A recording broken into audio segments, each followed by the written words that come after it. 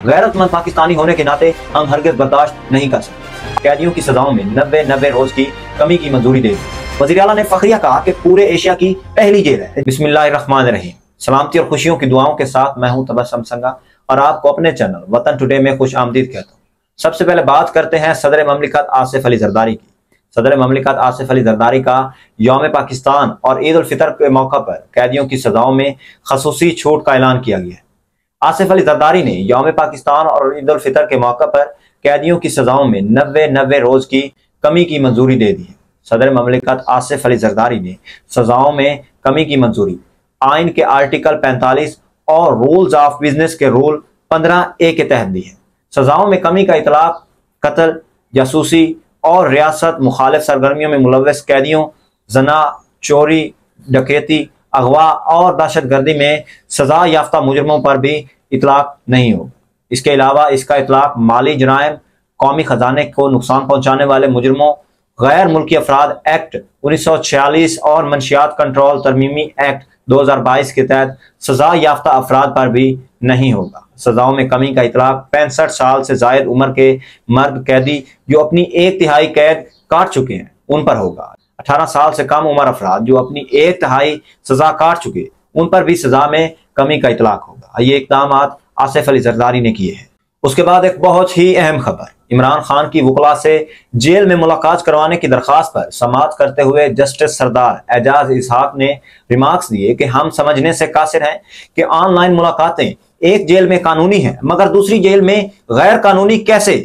Islamabad high court के justice सरदार एजाज इसहाक खान ने मुकदमे की समाअत की। दौरान समाअत सुप्रीडेंट अडयाला जेल ने बानी पीटीआई की ऑनलाइन मुलाकात कराने से इनकार कर दिया।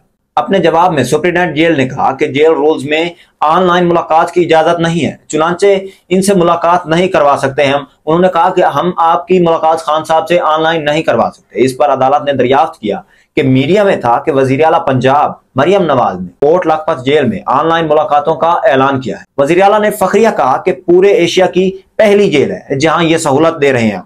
अगर जेल रूल्स में इजाजत नहीं तो कोट लखपत में जेल में गैर कानूनी काम कैसे शुरू हो सकता है। उसके बाद क्रिकेट के शायकीन के लिए बहुत ही अहम और बड़ी खुशखबरी, पीसीबी हुकाम को आखिरकार इमाद वसीम से राब्ते का ख्याल आ ही गया। ऑलराउंडर को मुलाकात के लिए कजाफी स्टेडियम लाहौर में मदऊ कर लिया गया। अभी रिटायरमेंट वापस लेने पर कायल करने की कोशिश भी की जाएगी।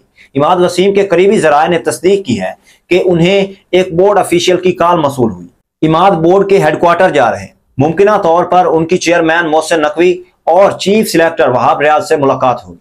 पीएसएल में उम्दा कारकर्दगी के बाद उनकी टीम में वापसी के लिए उठने वाली आवाजों में तेजी आ गई है। इमाद वसीम की रिटायरमेंट वापस लेने पर कायल करने की कोशिश की जाएगी मगर वो इससे कबल बाज तहफ़्फ़ुज़ात पर बात करना चाहते हैं। इमाद वसीम ने बहुत ही अच्छी कारकर्दगी दिखाई है। आप सब ने देखा पीएसएल में वो कैसा खेले हैं। उन्होंने सेमीफाइनल में बहुत अच्छा खेला। अगर वो ना खेले होते सेमीफाइनल में तो इस्लामाबाद यूनाइटेड की टीम कभी भी फाइनल में ना पहुंचती। तो इसी वजह से उनको चेयरमैन पीसीबी और जो चीफ सिलेक्टर है वहाब रियाज उनकी तरफ से उनको मुलाकात की दावत आई।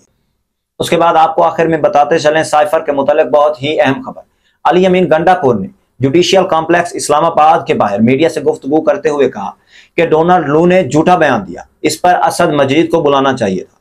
बानी पीटीआई इमरान खान को इस पर सजा हुई है। उन्होंने कहा कि अगर साइफर था नहीं तो फिर बानी पीटीआई को गलत सजा हुई। मजीद कहा कि साइफर आने की तस्दीक इस वक्त के सफीर ने भी की। मुदाखलत थी या साजिश, गैरतमंद पाकिस्तानी होने के नाते हम हरगिज बर्दाश्त नहीं कर सकते। आज तक के लिए सिर्फ इतना ही। मजीद खबरों और अपडेट्स के लिए हमारे चैनल को सब्सक्राइब कीजिए, लाइक कीजिए, शेयर कीजिए और बेल के आइकन को प्रेस करना ना भूलिए। अगर आप हमारे चैनल पर नए हैं तो चैनल को सब्सक्राइब जरूर कीजिए।